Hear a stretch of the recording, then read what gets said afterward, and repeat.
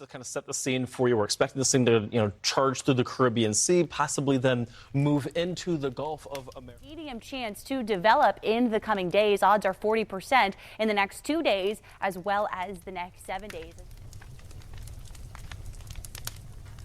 Welcome back to the Carrie Handel podcast. With me, as always, is Kevin, and I'm Bryce. Hi, hello, hi, Kevin.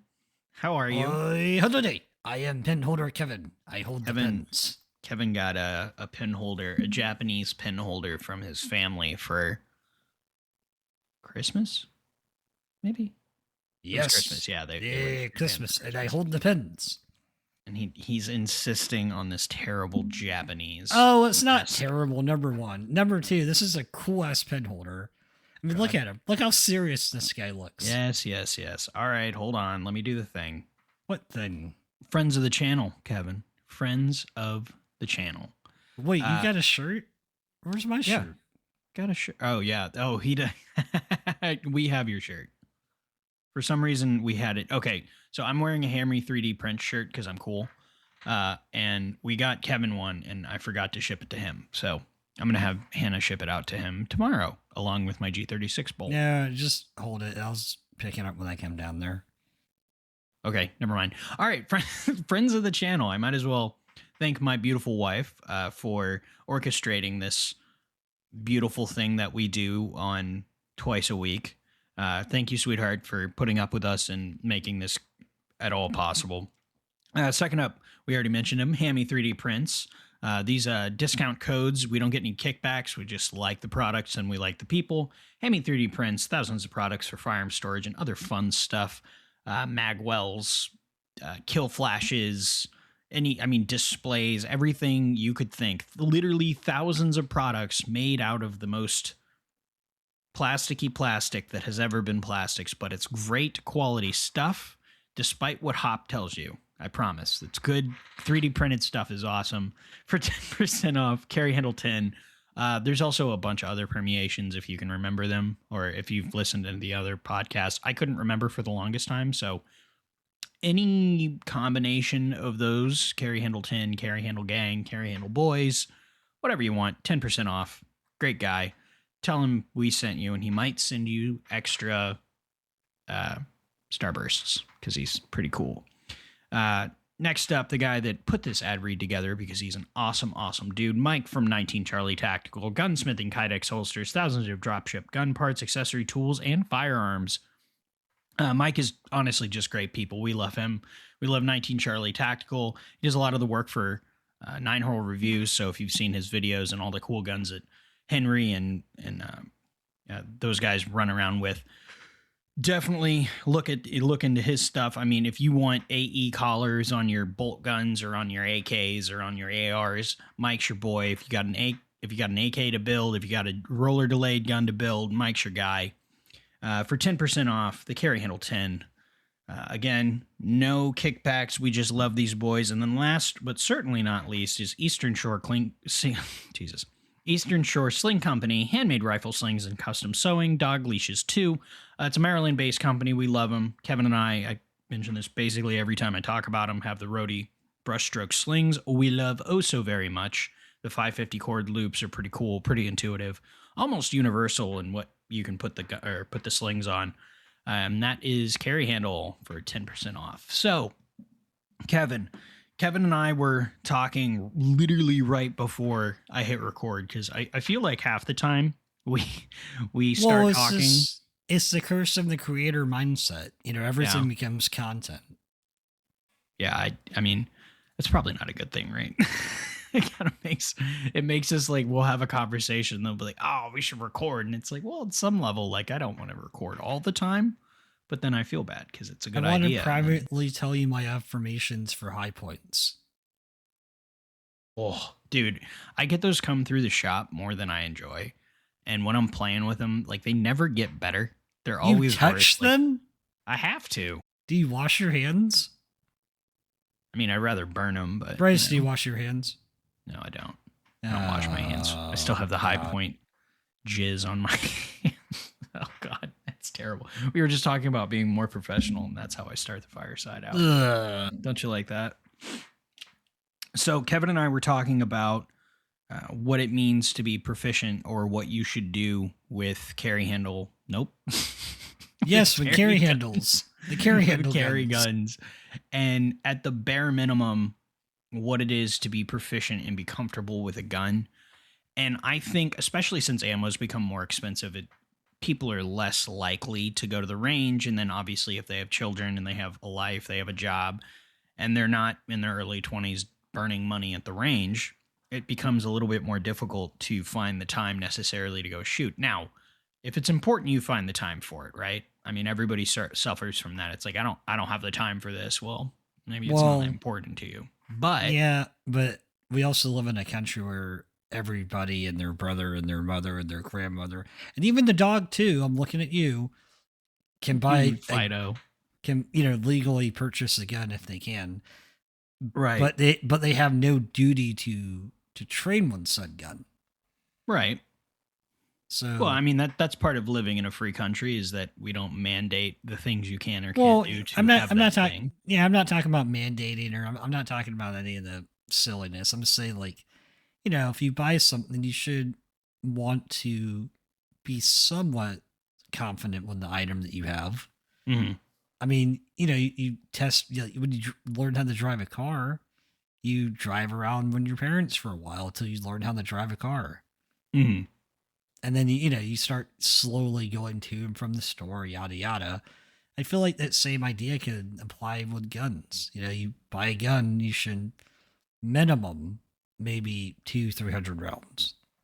Not at one time, but maybe over like the course of like 2 weekends or something. So there was a point in time where people made arguments for 500 to 1,000 rounds. Yeah.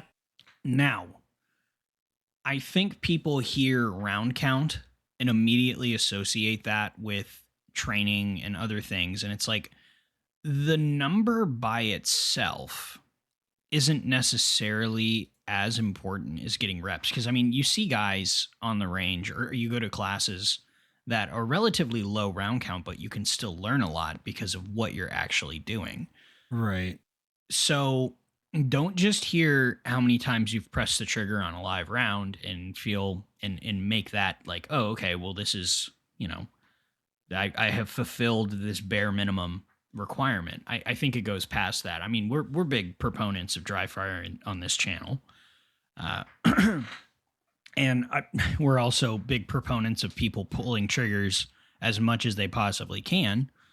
And I think doing targeted practice, targeted training is more important than necessarily just a raw round count per se.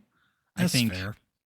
I think and you can. It kind of. I feel like that marries well with the 200-300 round, because it's like ammo is more expensive than it used to be. Number one. Number two, you're right. Like, just the sheer 500 to 1,000 rounds. I did that, and I got really good at putting holes in paper at like 7 yards, but I didn't really start pushing myself until a little later on. So yeah. I feel like the two things, like, you should start and then also push yourself. Well, so I think part of the problem people have getting into guns or getting into a new gun. So we can leave out the new shooter aspect, because that's its own kettle of fish. Okay. Just buying a new gun and saying you want to switch platforms, or you've decided this whatever insert handgun isn't for you anymore and you want to try something else because your buddy has one. Okay.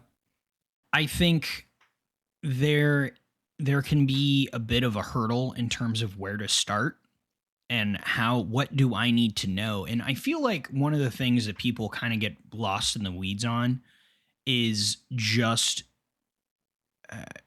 general drills. They see drills online, or they watch their favorite gun entertainer or whatever do a certain drill, and they're like, oh, I'm just going to do that until I get a really good time. And I think that does you a disservice in that you aren't really necessarily training skills anymore. You're doing a very specific set of tasks. I think if you look at drills more realistically and go, okay, this is actually just testing certain things, and you're not just doing the same thing over and over and over and over. Right. If you can isolate certain deficiencies in a drill, like if you do a fast test, you draw from the holster from concealment, you fire two, I mean, this is 7 rounds, 2 rounds in a 3x5 box, slide lock reload, and then 4 into an 8-inch circle. There are dudes, and I was guilty of this for a long time. I would just practice that drill like hundreds of rounds just on that drill until I realized I wasn't doing a lot of targeted training. I mean, if I had just focused on my draw and an accurate shooting, accurate 2 rounds from the holster at 7 yards, drawing and shooting at 3x5, twice 3 rounds, 5 rounds, however many times, it's that skill is clearing the holster efficiently and delivering rounds, the first round on target efficiently. Yep. So instead of me doing the whole drill and doing transitions, and there's certain aspects or certain skills that you should be more focused on. Now, if you're going to a class to get a coin, that's one thing. And hey, I'm all for it. I've done that. I understand that completely. But if we're talking about becoming proficient and we're not just talking about clout chasing or taking videos for YouTube or Instagram or whatever it is. Well, I mean, the idea is, if you're getting, we'll kind of pigeonhole it a tad. Let's say you're switching up your carry gun. Let's say you're going from one platform to another platform and you're doing these drills. You don't get second chances in a gunfight. You don't get to repeat over and over and over again until you get the perfect split time. So I feel like that kind of pairs into your isolate the best skill you can to get the most value. Yeah, but I also feel like people use that as an excuse to shoot really slowly because they're like, oh, I got to be deliberate. And it's like, well, the time to go really fast and have the wheels fall off and miss and fuck up is in training. Right. So the idea is you go 100% and you go 100 miles an hour. And it's kind of like, I don't know, Ben Steger was big on this for a while, but it was like, how do you get comfortable driving at 100 miles an hour? It's like, well, drive 150. So the faster you go, like if you go 200 miles an hour, 100 miles an hour doesn't feel that fast. But if all you do is drive 50 miles an hour, driving 100 miles an hour feels uncontrolled. So the idea is that when you now, one of the problems I have, especially from something I really struggle with, is when I go back to shooting after not shooting for a while, like after after my wife had our son. The labor was really hard for me, I assure you. Was going back, and when I was competing, when I would try to go to these USPSA matches, I would shoot at the same cadence that I remembered shooting, and I would be telling my trigger finger, like, just, you know what splits are comfortable, and my grip pressure was dog shit. Like, I wasn't doing the things correctly, and I wasn't connecting, and I wasn't producing, but I was going as fast as I remembered I could. I was like, oh, I'll just do this. And then that was one thing I had to struggle, or I definitely struggled with when I was doing the Ace VR for a while, is there's no recoil. So there's no feedback. And basically if you can hold the gun as steady as you can and just start smacking the fuck out of the trigger, it'll basically shoot as fast as you want. Now, your gun will still like wobble all around and you'll miss shots by cranking on the gun too hard. But part of it is knowing how fast you actually can go. So go 200 miles an hour, but then you need to put it in your brain what you can actually perform at. You need to know what your 100 miles an hour is. Exactly. You need to know what because if you train to 100% on demand, you're probably going to get 80. Like cold, you're probably going to get 80% of whatever that is. So if you're an A-class shooter, on demand is probably B. I mean, that's not hard and fast rule. Obviously, if you're firing 100,000 rounds a year and you're competing all the time and you're teaching and you're doing all these things, it's gonna be a little different. Yeah, you talked about driving at 100 miles an hour controllably. Controllably is kind of the part there. You push yourself to the point where it's controlled, You know, you can, like you said, you can go super fast. You can do stuff like really good, but like you said, cold, it might not be at that level. So you want to kind of take it there and then take it a notch back. Is that what I'm hearing? Yes. So you should be in your head, you should allow yourself to fuck up. But if you're going to test yourself for real, it should be the first drill of the day. That should be the drill. Like when you shoot cold, that's your real standard. That's basically what you're going to be on demand. That's your on demand performance. Absolutely. Yeah. So, but you need to be super honest about that. I mean, this is, and another thing is you should go compete. You should go shoot. And if you can't compete necessarily, you should go shoot in front of other people.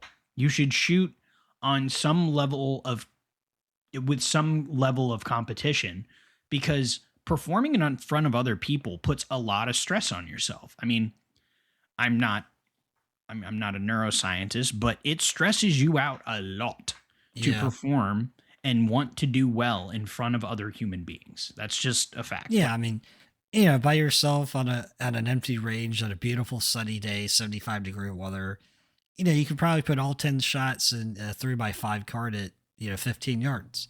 But then when you have people racing you and watching you and judging you, even if they're not judging you think they're judging you, you might get 6 out of 10 shots in a 3x5. Which is fine. You're allowed to fuck up. You probably should fuck up. It's a good thing to fuck up. Like, it absolutely is. And then I also think that you should not be afraid to miss a lot, because you should be able to go. I mean, there's I like how Ben Steger basically he bringing him up a lot in his classes from the classes that he publishes on YouTube, because he'll just publish the whole fucking class. He's pretty cool about that. Yeah. And he basically says if your group size is about a fist size, you're shooting too slow. Like you can go quicker. So you need to have the wheels fall off to figure out where your insufficiencies are. If you're getting lax with your grip, if you're starting to get dot focused or sight focused or whatever it is that you're shooting. Mm-hmm. I think there's a lot to be said for getting outside of your comfort zone. Now, the problem with that, the high round count training and getting quicker, because we're kind of getting into shooting quicker necessarily and talking about splits and shooting faster necessarily. That does become a round count game, because you need ammo to do doubles. You need ammo to figure out how the gun reacts. And that's why I don't love just 200 rounds on a gun. I mean, I have barely 400 rounds on this M&P. And I would say gold dots. I would say your 200, 300, 400 rounds might be different from like my 300, 400 rounds. Like your level of proficiency might be a little higher than mine. So, I mean, I guess we're just kind of circling back to 500 rounds being the sweet spot. I think it can be, but I also think if you're learning a new gun, proficiency and speed are, I don't think they're, I think if you're proficient, it's easier to be quicker. But I think if you're just generally competent with gun handling to a certain degree, just being able to shoot basically just fine is going to look very similar gun to gun to gun. So like if I pick up my M&P versus my Glock, I can probably shoot them the same, relatively the same level. So, now, if I focused on one gun, I can become a lot better. Right. So it's kind of like once you learn how to ride the bicycle. Yeah. Other bicycles might feel different, but you can still ride it. Right. And then if you want to start doing like popping wheelies and doing tricks, you can hone in on one certain bike. There you go. To learn how to do all the extra. I got you. Yeah. Now, I do think there is something to be said for switching guns occasionally, not like I do.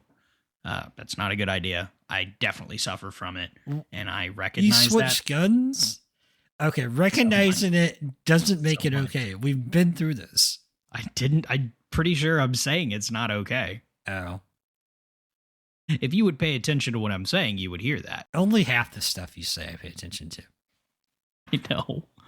So I think, or not I think, I know if you focused on one gun, you would become a lot more proficient and a lot more efficient at training.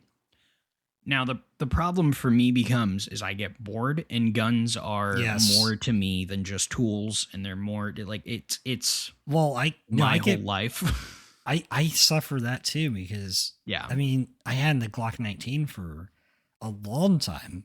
Yeah, I've rebuilt that gun at least 3 times at this point now. Like at the least, yeah. All the internals. I recently put a recoil spring on it because the recoil spring was like it was like the meme, you know. I'm tired, boss. I'm tired. I was like, okay, I guess I'll retire you. But you know, I switched over to the 365, and I feel like my Achilles heel with that gun was it sucks to shoot, and I didn't shoot it nearly as much as I needed to before I switched back over to the now RXM cobbled together, pretty much Gen 3 Glock. Right. So it's, you know. Yeah. It's hard. Yeah, it is. There's a lot more that goes into this than you would necessarily think off the bat. Well, I feel like the most normal average gun enthusiast or owner goes into a gun store and just buys a gun, shoots it a couple times, puts it on, says, okay, I'm good. And then, you know, those are the people we hear like missing shots or whatever versus the, I don't know. It's a weird thing. Yeah. What other skill sets do you have that you have to try and always better yourself?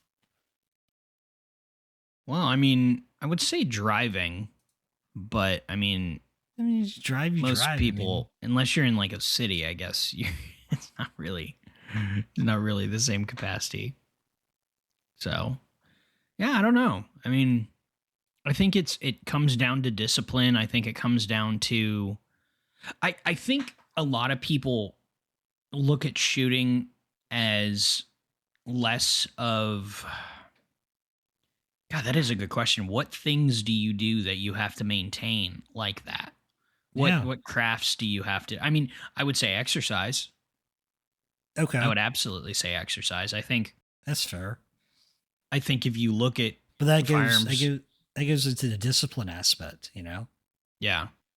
Like, well, absolutely. I think so. I will do this. Right. And I think if you look at firearms handling as your body and how you treat yourself, it's like, okay, well, this is a life-saving implement. Maybe I should be more serious in how I approach, like going to the range once a month, challenging yourself to go to the range once a month. Now, I understand life happens, but again, typically if something's important, you make time for it. Now, there's obviously outliers, and I'm also totally understanding to that. Not just going to the range, but also having a plan of attack. Yes. Which you taught me, which I still kind of do to this day. You know, I might shoot, you know, I might do a cold drill, and then I might do a couple 100 rounds of just bang, bang, bang, just for giggles. Mm-hmm. But then I'll start doing like maybe transitions, or I'll come from low ready up. You know, I think this starts to get into the part where it's like shooting should also be fun. So you still have to balance this, much like everything else in your adult life. Otherwise, you need to find a balance. Yeah, otherwise it gets boring, it gets mundane. You become complacent, and complacency is death. Yeah, and then you don't, and then if you start to not enjoy a thing, you're not going to want to do it, and it's just like, you know, there's once something becomes a chore, you don't want to do it anymore. Yep. Ooh, that's a t-shirt. I like that. That's good. So, I mean, I definitely think that's something to mull on. Everything's a balance, right? I mean, I think everybody understands that to some degree, but you have to find a balance in things for you to want to do it. You got to understand where you need to draw the line. You need to understand where certain things need to lie. And it's like, well, you also need to be honest with yourself. Like, you need to understand if you aren't willing to go to the range and you're not going to have the discipline to do certain things all the time, certain guns might not be for you. There might be certain things where it's like, well, this gun will probably work for me, but only if I put X amount of rounds, or at the very least, dry fire. Because dry fire at the end of the day is a big deal. Now, one thing I definitely, I've talked to a couple people about is one thing that, I keep saying one thing, grip pressure. Consistent grip pressure, doing dry fire consistently and doing your reloads consistently. Slam the magazine in there, get it in there, because most of the time you're going to be reloading a full magazine into a gun, and those are harder to insert. And the other thing is just crank the shit out of the gun like it's actually going to go off, and you need to ride that recoil, because if you dry fire more than you live fire and your grip starts to get lax, when you go to live fire, you're doing yourself a disservice, and the gun's going to hop around a lot more than you expect it to, because you're starting to loosen your grip. You should, if not for anything else, in dry fire, you should be clamping the absolute shit out of the gun, cranking that hog to the point of trembling, and then back it down just a little bit and start smacking the hell out of the trigger and trying to find the balance to where the sights aren't moving as much. Because obviously you can't stop sights from moving necessarily, but you need to go 150 miles an hour. So when you go 100 miles an hour, it's a lot more comfortable. Yes.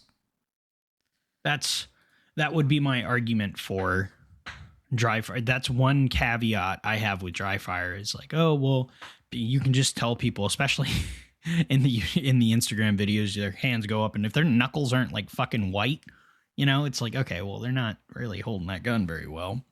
And that's something I have a problem with too. Right. And, well, dry fire also helps you learn the manual of arms on a gun too. Yep. So it helps with the discipline. Right. When you're in a gun store and the guy gives you a gun, and I'll briefly bring up new shooters because this is more prevalent in new shooters than is familiar shooters. When they give you the gun and they show you the manuals of arms, you kind of, I see it at the stores. Well, I'm not at the stores. I see their face kind of just gloss over, kind of the half and half, like I do in Bryce sometimes. They go, oh, mag, okay, in there, and then over the top, and all right, cool. They're not going to go home and practice that manual of arms, and then God forbid they actually have to perform that under cortisol levels through the roof and adrenaline through the roof, and it's going to be no good. So dry fire and practice your manual of arms, and hell, even field strip it. Yep.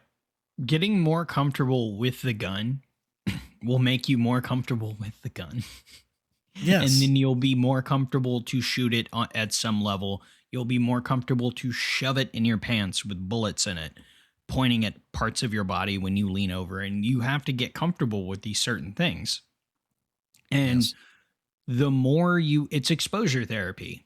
That's all it is. You're just exposing yourself more and more and more to something that would otherwise be uncomfortable. And I don't care how long you've been exposed, in air quotes, to guns. I grew up around, that's not what we're talking about. We're doing air quotes now. A different capacity, right? So new guns are the same way. I mean, you're not going to understand them as intuitively as the thing that you're used to. So become more used to them. Get more time on them. Trigger time can be live or dry.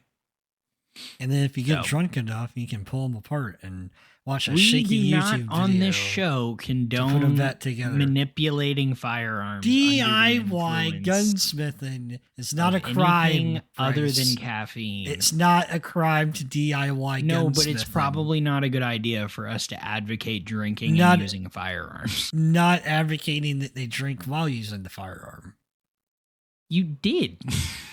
I said gunsmithing. You have okay. You don't have live ammo when you're maybe that. No. At what point did I say use live ammo? I don't. I think the idea is maybe you shouldn't be drinking and handling firearms at all. Whether you do or don't is up to you entirely. All right, that's fine. I will agree with you on that very single point. Oh, sir. gee golly, thank you. You're welcome for that agreement. Oh my goodness gracious! What item are we going to review, good sir? Oh, we're reviewing. Oh yeah, so Kevin and I have decided just recently that we're going to try and make a more concerted effort to share opinions on things that you guys didn't ask about.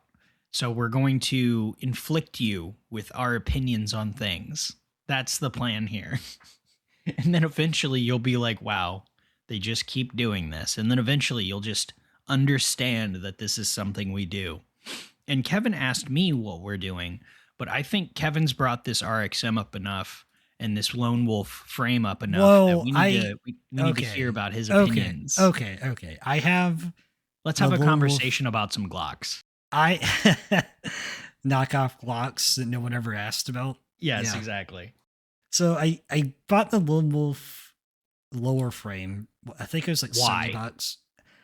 I wanted to build a gun, and the easiest gun to build. Tell them what happened. Do you remember what happened? What happened?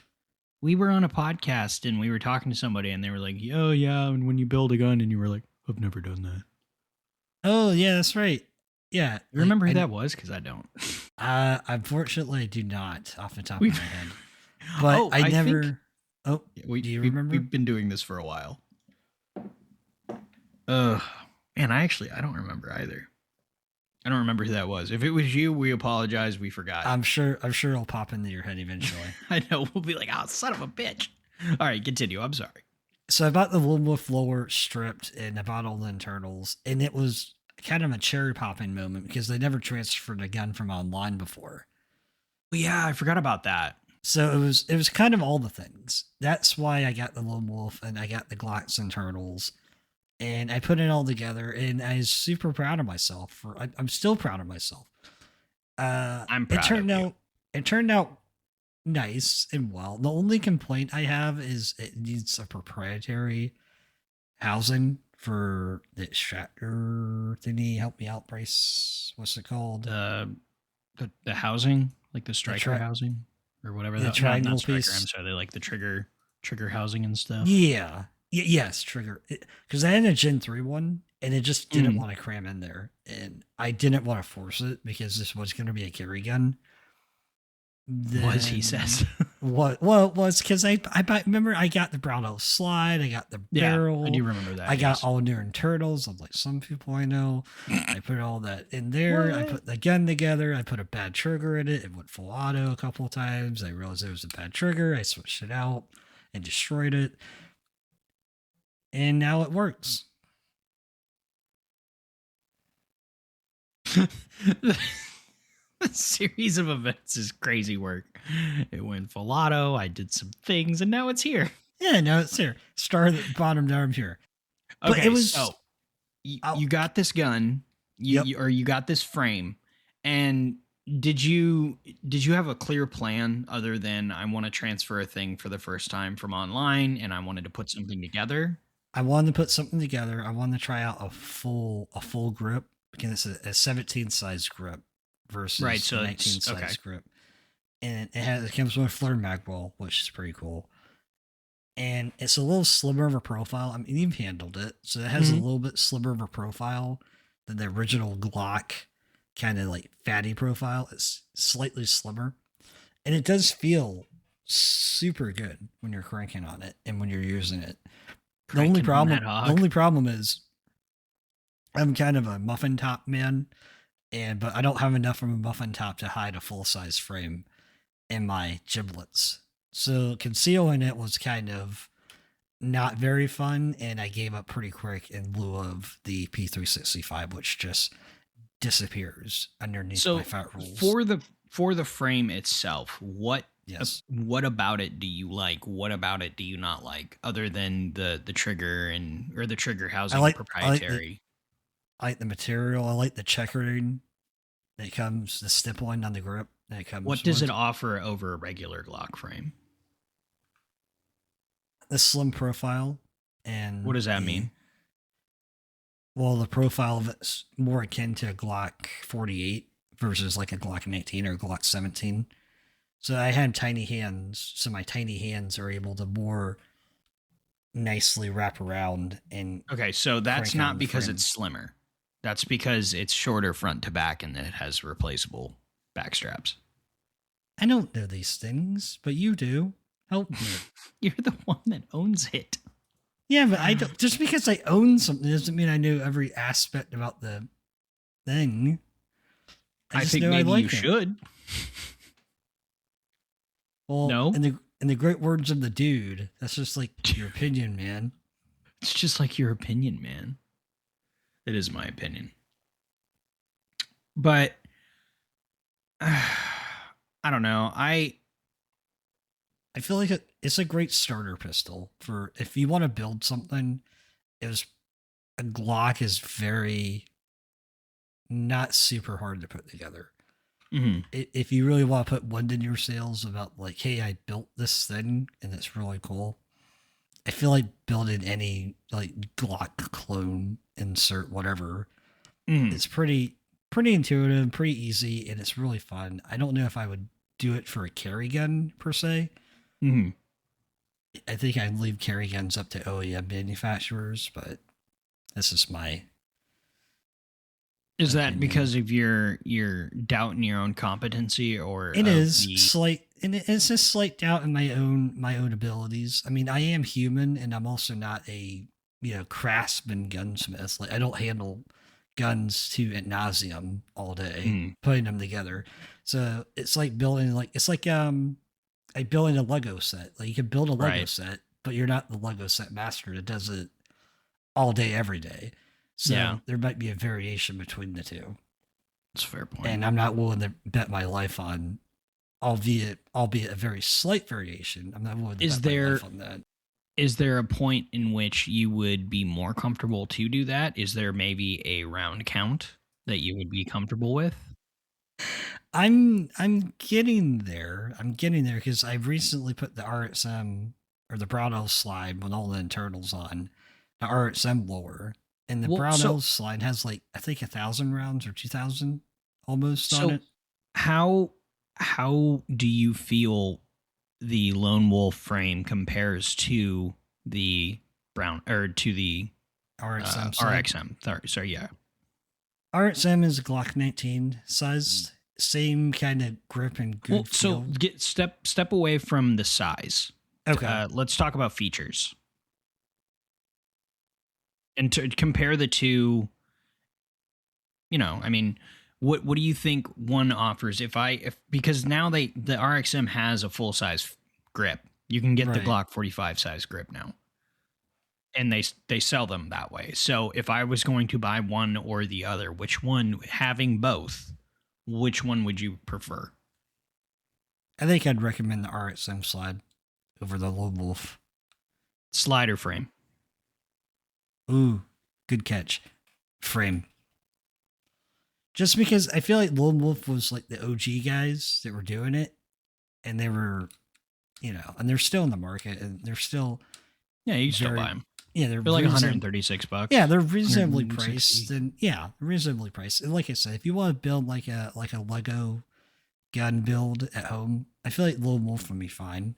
But as far as trusting. I feel like Magpul. Yeah. Magpul does really well. I like their feel. The only thing I don't like about the RXM is that the mag release is like a little nubbins. But I know that's just because like it's Gen 3. I know. Yeah, that's the only gripe I have. Other than that, everything. But it also has a proprietary trigger housing too.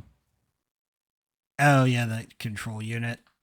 Now, the one thing about the RXM, because it has that proprietary trigger housing, it also has a chassis, so you can swap. Now, I am definitely on the record as not being a fan of modular guns, because it's just like, what? I think it's a marketing gimmick. It makes them more expensive for no reason. Super modular? I told him, yeah, you're right. I can just get the full size right now. That's that's kind of what I was implying. It wasn't connecting. You can order it now. Right? I think they ship and in OD. Or OD, sorry. Oh, don't tell me that. Full Stop it. size. Stop it. You stop that Googling. OD. No. Yeah, here we go. No. Yep, No. $40. Ah, damn it. Yeah, they're $40. Why don't you just do that now? Don't tell me what to do. No, I'm not going to do it because you told me to do it. Because I know you have Glock 17 mags too. I don't know what you're talking about. Not gonna do it to you on Discord. No, don't send it to me. I don't want to look at it. I'm not hovering my mouse over Discord. I am helping. You absolute monster. They also have the subcompact one too, which is even more compelling. Do what? For you. I still want one. Damn, I do really want one.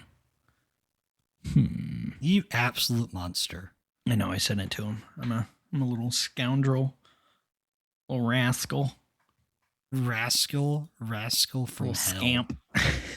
Scamp. Yeah, the only thing I think you lose with the RXM is that you don't get you can't adjust the back straps, but I mean, I don't know. I don't know how much that matters to me. Obviously, I'm not talking about anybody else, but to me, I don't really care. I have small hands anyway. Oh, wait, do I have to put I know it comes with, okay, cool. All right, answer. Yeah, no, it comes with Mag Catch. I like how you already know. You already knew those. I already knew what you were annoyed by. Well, because putting mag catches in guns sucks. Well, hey, I used to work on a production line, man. I know exactly what you're talking about. Did you know that? Blows. Did you know that it sucks? They suck so bad. Now, I've never done one with an RXM, but in general, they're not fun unless you have like a very you learn pick. And that's kind of my argument for the Lone Wolf for the first time, like DIYer. Yeah, you learn a lot, and if you fuck it up, just buy another parts kit like I did. I bought 3 parts kits because I lost a couple springs. They're an inexpensive gun to train on. And I think that's a big thing that makes them very compelling. It's like working on like a 98 Toyota engine, you know? Like you learn all the basics of how to identify and work on stuff, and then you can utilize that knowledge to apply to other guns that you might have problems with, that you can then apply diagnostic thinking to. Like, okay, if I have Glock, I go bang, bang, bang. Okay, why it no work? You can think back to when you built the Lone Wolf and say, okay, I know this part does, I know this part does, I know this part does. Kind of go down that diagnostic rabbit hole. Yeah. I think there's a lot to be said for that, for sure.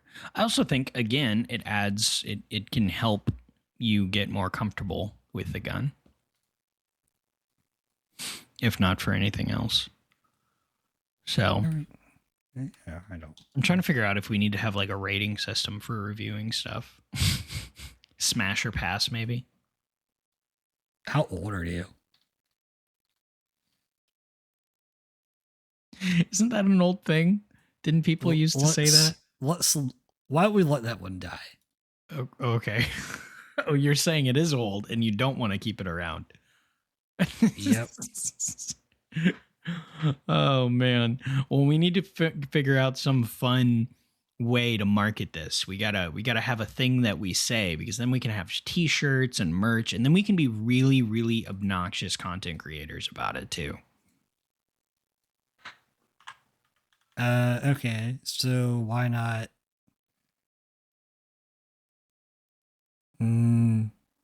You're hearing this live, people. Ooh, I got it. Pillow or drawer? I hate it. Which so makes it even better. Well, you're not going to put a gun you trust in your drawer. I wouldn't put one under your pillow. I wouldn't put one under my pillow either. You don't sleep with a gun under your pillow? What are you talking about? Under my pillow? Yes. No. I put my arm under there. God, you're like my You are it's just covered in grease and carbon and shit. No, I don't put that in my bed. Also, my lead levels are probably not very good to begin with, so I don't want to put that shit near me. There's a lot of carcinogens on guns. I sleep with the Glock 18 under my head, and it makes me feel so comfortable. Oh my God. Yeah, I can't do that. I put my arm under the pillow. Well, it's more it's not directly under my hand. It's more adjacent. There's like a spot on my mattress that it just sits. I'm always worried like I'm gonna like shoot it in the middle of the night because like I fidget. I leave it in a holster. That's the Filster. I have the Filster holster. It's been worn out. It's so clopped out. I can just boop it off with my thumb. So it's not really. It's not suitable to wear per se because it's so clopped out. Yeah, but it's suitable enough to protect the trigger housing. You can hit that trigger guard with like just a dryer and just kind of poke in on the trigger guard, and it'll add retention. Yeah. That's what I do when Kydex holsters start to get a little sleepy and a little tired. So I'm saying smash or pass. What do you think? Smash the buy button or pass it? That's terrible. Never mind. Smash. We'll find here. You know what? I'm gonna ask ChatGPT. Oh, don't ask GPT. I'm doing it. We're doing it right now. God, no. No. God, no. Help me. No. God, really? You're not never or what the fuck? All right, let's see what we got here. I'm bowing to the catchy slogans. Tried it, love it, recommend it, worth every penny. Save your money. Oh God, it's literally just giving me regular slogans. Save your money. Save your coin. Don't spend it here. Spend it at the brothel. All right, let's see what we got here. Catchy ratings. Binge scale, skip it, replay value, screen meter for guns. Let's see here. We're doing this. We're doing it raw. We're doing it live. Ooh. Range ready. Bench only. Needs work. Sharpshooter approved. Range king. Rough around the edges. Break-in needed. Recoil control. Duty grade. Range toy. Field ready. Duty capable. Service grade. Oh, that's not a bad idea. Range toy. Field or duty capable. Service grade. I don't think it's terrible. Okay. Pass, average, solid pick, top performer, elite choice. Oh my God. You're absolutely a madman. We'll have to work on this more. And all right. I have purchased the group.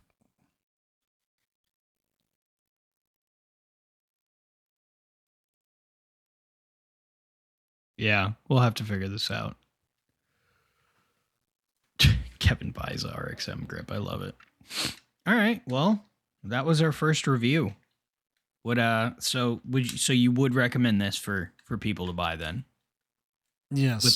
With the clear understanding that specifically the Lone Wolf frame you like, but more for a project than serious use. Correct. Yes, that is a correct statement. But if you're looking for something more serious, you would recommend the RXM over the Lone Wolf. Basically, if it's factory, it's probably a better idea. I feel like if it's factory and you're going to at some point trust your life to it, the factory, because they've gone through all the iterations. They've gone through most factories have gone through all the iterations, and they have a proven, tried and true product to give to you. Now, as with everything, we still recommend going and shooting it and trying it and getting comfortable with it. At least 200 to 500 rounds and quality proficiency. Yes. I like it. All right. So now we're going to have to do the rest of this. We're going to say thank you very much for listening to the Carry Handle podcast. Honestly, the growth that we've seen in the last year has been amazing. We really appreciate everybody tuning in, and we're going to make a point to thank you guys every time we record from now on, just because without you guys, we couldn't do this. This is something we love to do. We love you guys, and honestly, thank you.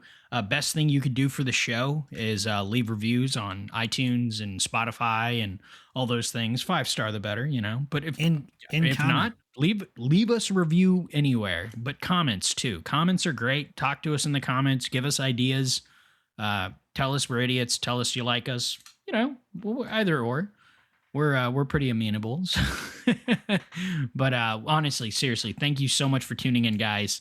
And we will catch you on the next episode. This is dropping this evening, and so this is technically a Monday episode, and then we'll have another one out Friday. So once again, thanks so much for tuning in, and I'm going to roll the outro. Hey, you made it to the end of the video. Very cool. You should like and subscribe. On Facebook and Instagram. And Twitter and Spotify. You should listen there too. If you aren't they listening to this on Spotify right now? Well, they could be, but there's also YouTube podcasts, so, all of the places. We always forget where we post this stuff. We don't know where this is. Thank you for listening wherever you're listening to, but you should also like the other places that we are. And Who are we, and what the hell are we doing here? Yeah, I don't know how we got here. So thank you for letting us talk directly into your ear holes. Right to the brain. Thanks for listening. Bye. Adios.